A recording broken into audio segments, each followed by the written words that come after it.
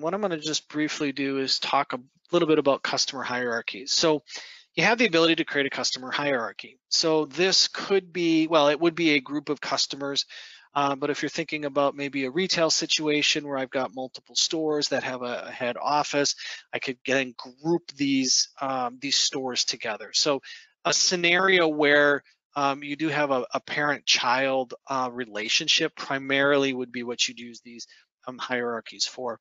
You do have the ability to nest the hierarchical setups together. So this would allow me to do essentially a multi-level hierarchy. So this could get a little complicated in trying to decipher how those all roll up together, but it does offer a level of complexity with the hierarchy. Once you've got the hierarchy set up, you can assign particular customers to that hierarchical group. So in this case, I've got 2 customers assigned here. You have some functionality around, like a starting and ending date, or really the effectivity date of that customer being in that hierarchy and not. On the customer itself, on the customer record itself, you also have visibility to this hierarchy. So if I open up the Canon group, there's some additional fields that have been added here, and customer hierarchy under invoicing, I think is where it is listed there. So you can see that. You also have the visibility to add or see what hierarchy the customer is a part of off of the customer itself.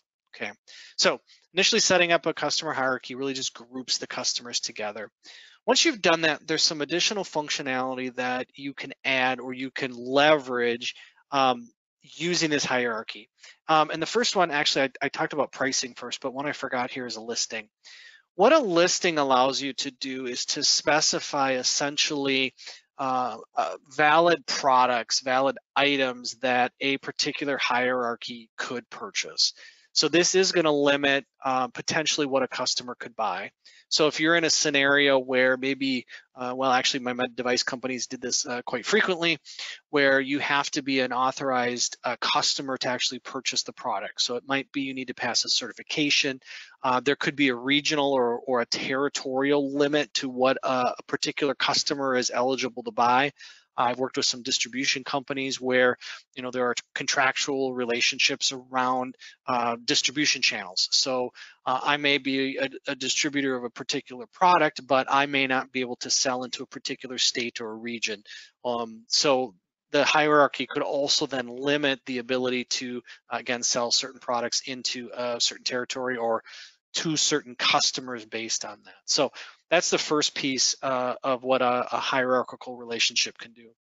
The next one is really the ability to talk about pricing. So we have sales prices that we can configure based on that hierarchy. This is really adding an additional level of complexity to the pricing system that's in Business Central. So Business Central has sort of some base pricing configuration. In the last year, we got some additional functionality that allows us to create price lists. Those price lists then can leverage campaigns, customer price groups, item categories, that sort of thing. But it's still really a markup or a markdown discounting concept on the price list.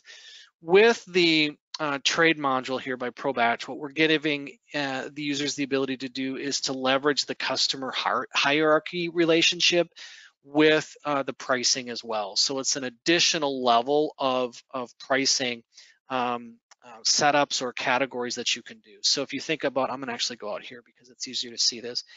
If you've got different levels, so you could still do it by customer price group, all customers, and campaign, but this customer hierarchy would maybe allow us to do regionals. So if you're maybe working with a set of school districts, for example, you could set up then a customer hierarchy to group those together, and then you've got negotiated pricing based on that customer hierarchy, so you could leverage things like that.